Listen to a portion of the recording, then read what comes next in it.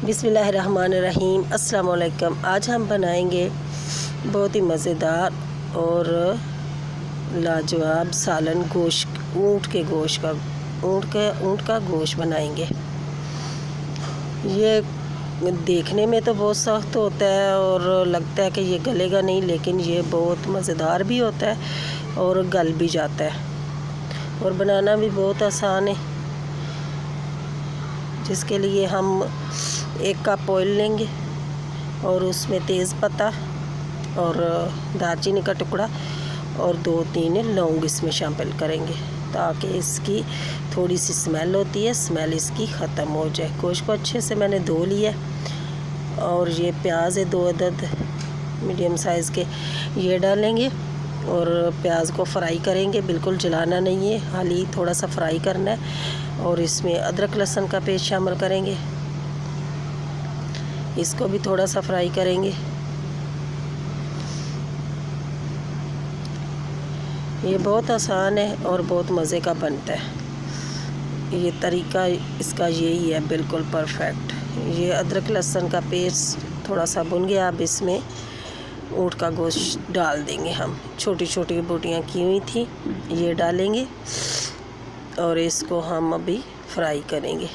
ये इसमें जो खड़े मसाले डालने हैं ना, इसकी खुशबू स्मेल जो है ना वो ख़त्म हो जाएगी भुनते भुनते। ये 3 से 4 मिनट 5 मिनट के लिए मैंने भून लिया। अब इसमें टमाटर और हरी मिर्च शामिल करेंगे, इसको भी ज़रा सा भूनेंगे। अब इसमें सूखे मसाले शामिल करते हैं, जिसमें नमक, लाल मिर्च पाउडर, हल्दी और धनिया पाउडर। ये आप अपने टेस्ट के हिसाब से डाल लीजिएगा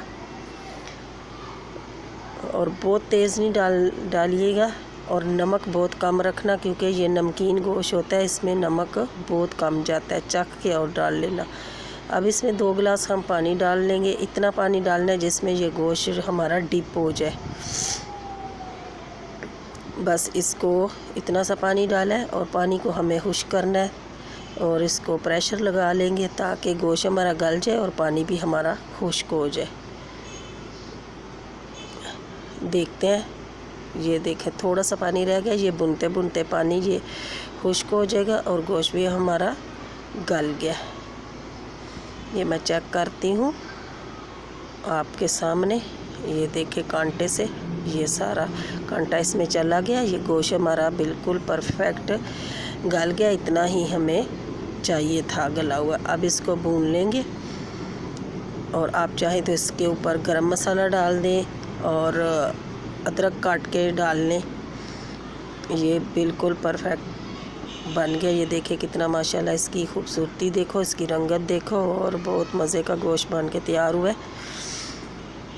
और मेरे वीडियो को पूरा वॉच करें, लाइक करें, शेयर करें और फिर मिलती हूँ एक ऐसी ही नई वीडियो के साथ।